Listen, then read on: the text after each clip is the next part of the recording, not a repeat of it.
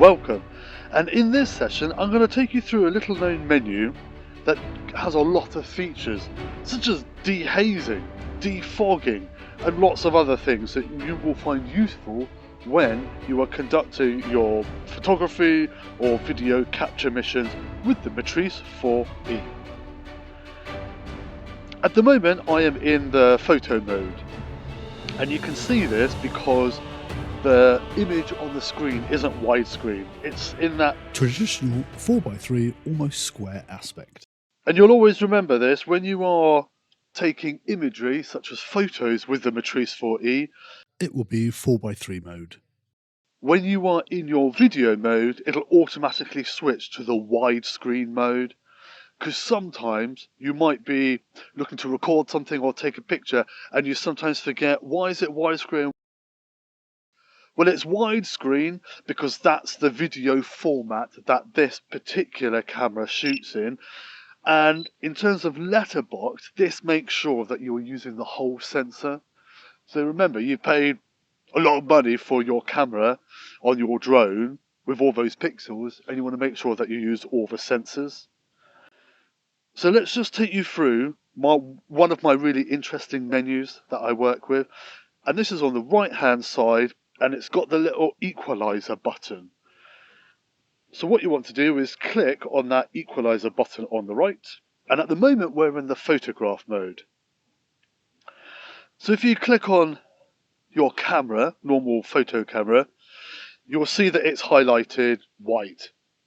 In this case blue, because I've just clicked on it, but you can't click on the video camera. And that's because you are not in video mode, you're in photography mode.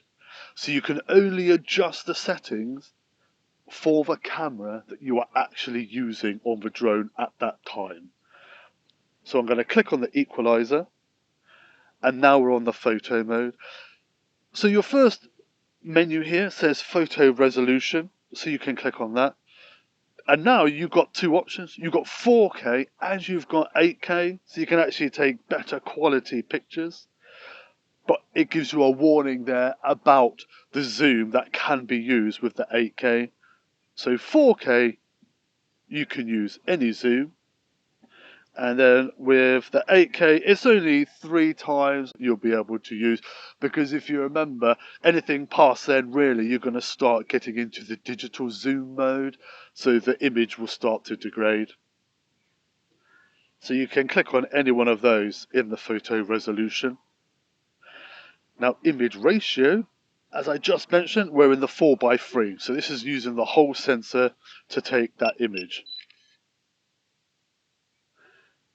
Just go back now.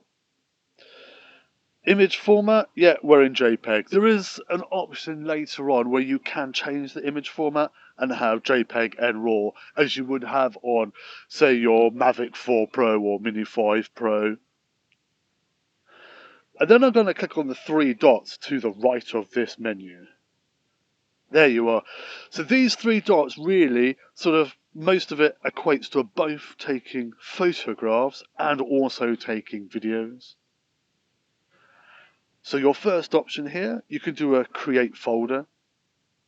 So the camera will automatically create a folder when shooting photos or videos. Photos and videos are saved in this folder until the aircraft powers on and a new folder is created. So you can actually, if you want to, create yourselves a new folder for this particular mission you're on. The next one, you can adjust your white balance.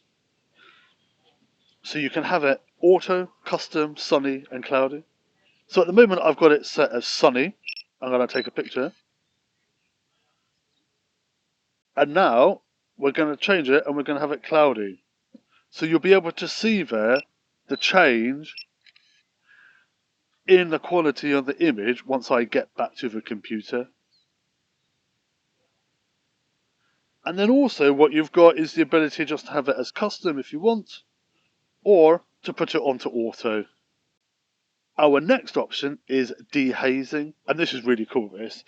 So what happens here is it increases the image clarity in sort of foggy, hazy weather, as it were. So at the moment we're in off. Now if I were to zoom in by pressing our favourite button, the R1, and we press it again just a little bit, there we are. So we've got the nice council building in the distance, and we've got the Chiltern Hills in the background. So we click on the three dots, and we click on Dehazing, and let's click on. But at the moment I'm going to actually press the photograph before dehazing. And now I'm going to click on dehazing and press on. And you can see the difference in the imagery there. So if I zoom in and I go back and dehazing, I click off, you can see there ever so slight hazing on the building. Just because it's a long distance away. So I've zoomed up here. There we are. So we are zoomed up 112 times. And you see you've got the satellite dishes there. But you can see that hazing, that sort of wibbly wobbliness of the atmosphere due to all sorts of things, the evaporation of the dew and the water. So this is dehazing off. You can see the quality there. And then if we go back and we click dehazing on, there you are. It's just a lot more definition, takes away some of that hazing, almost adjusts the contrast as well. So that's that tower again. I wonder if the laser rangefinder can find out how far away it is, just out of fun from this distance. It may just be too far. Yeah, it's too far. It's a long, long way away. So that's really good. This is dehazing on. And it just brings out more clarity, more definition. And again, this is for your inspections. You're not creating the next Steven Spielberg film. And then you can go back and you see for comparisons, electronic dehazing off. Yeah, there you are. Or you can have it on auto if you wanted, so it'll just automatically do this. Your next option, night scene mode. So if you are filming at night or doing anything at night, you can click on the night scene mode. So recording only supports 1080p and photo resolution cannot be greater than 4K when the night scene mode is enabled. You might be doing some inspection works or something at night and you just need to get that extra clarity. So in the menu here, you have that option to help you. What you can also have is a timestamp. So you can click on timestamp, you can click customize timestamp, and you can have a whole host of different things on the timestamp. From aircraft model, serial number, date and time, coordinates, and altitude of the aircraft, any custom text, and then your location, so top left corner. So then when you take an image, you'll see the timestamp in the top left, and this might be quite useful if you're using it for such things as auditable sort of inspection imagery, etc.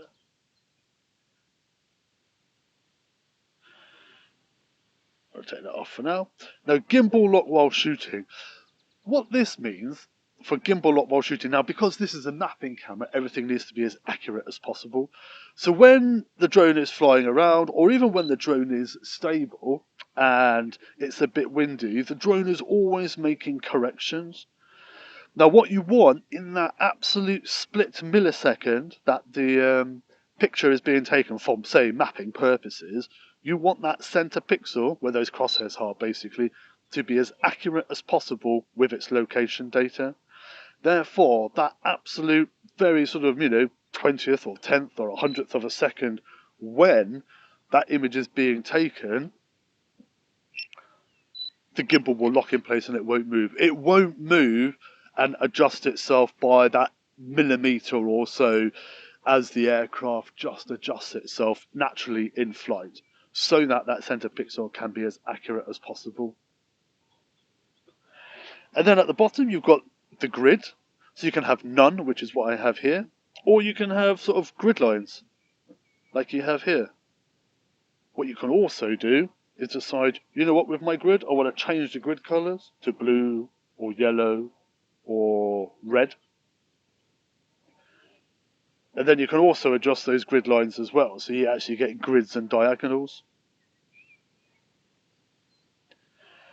I personally don't use them on this because I have that center crosshairs, which is enough for me, but other people might want to use it for different things. Now under that, what you do have is the laser module, and we touched on this before in some of the other videos.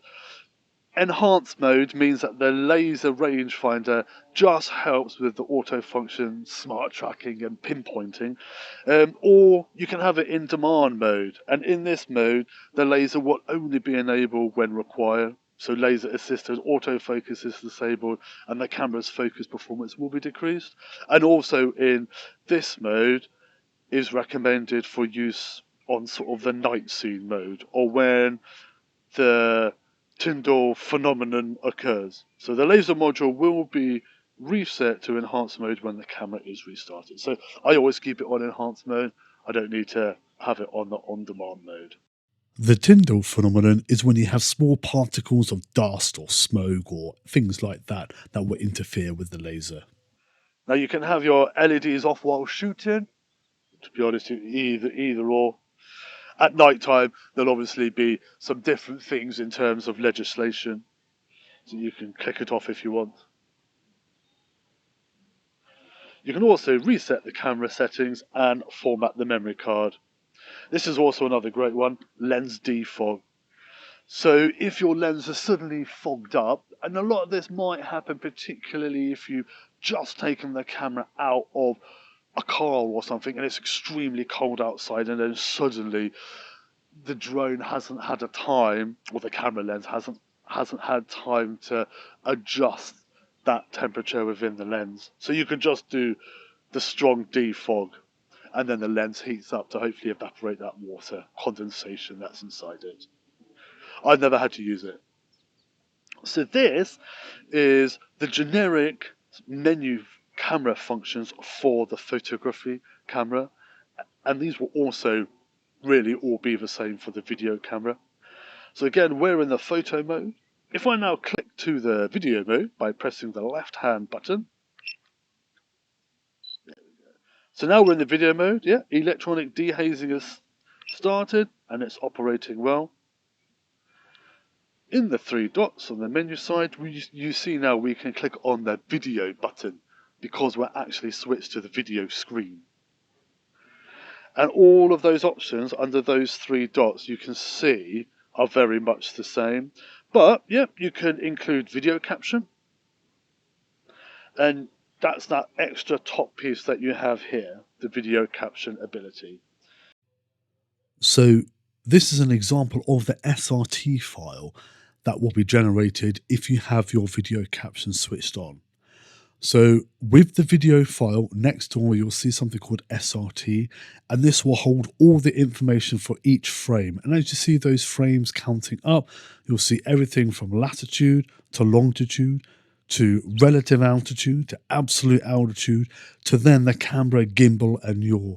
And this is really good in terms of audit trails.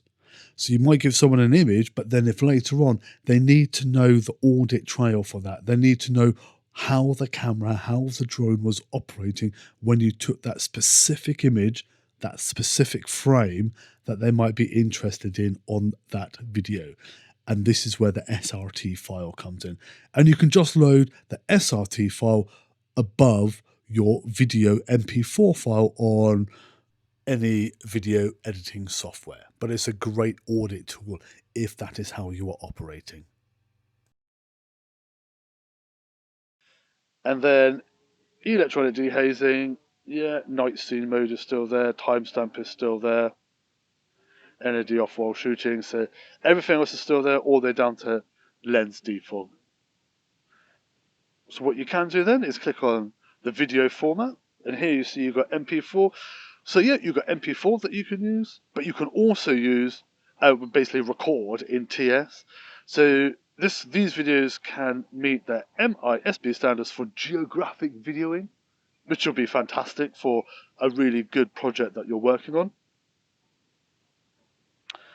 You can pre-record. So what you can do, the pre-record will start for the set duration and be added to final video, which will consume obviously memory space and affect the write cycle of a card. So removing the card during pre-record. So you can do this and then decide how many seconds of pre-record you want whenever you have the camera on. And you've got your, I'm going to switch it off because I don't really need that. So you've got the encoding feature, H2.64 or 2.65, depending on where you're working or what your requirements are. I sometimes find that the H.265 doesn't necessarily open on, say, Windows Media Player. And you've got your video bitrate there. Your CBR, constant bitrate priority, or the VBR, the compressed video bitrate dynamically. All to do with basically the quality and how things are shot. And what you want to remember as well is you also have your functions in the top there, next to that camera. So actually you can get to your dehazing in the top camera function on the screen. So you can click on that there, whether it's auto, on, or off. And that'll be for both as well. So click on there, you've got your auto, on, or off for the photo mode. And we take ourselves back to the camera mode there. And that's the full run through of the Matrice 4e camera settings, dehazing, SRT files, and all the little tools that make a massive difference when you're out on operations. If you dial these in, your footage, your data, and your reporting will all level up instantly. If you want to keep building your workflow, check out the videos I've linked below. There's a full breakdown of the RC+2 image settings and a deeper look at the AI tools on the Matrice 4e that pair perfectly with what we covered today.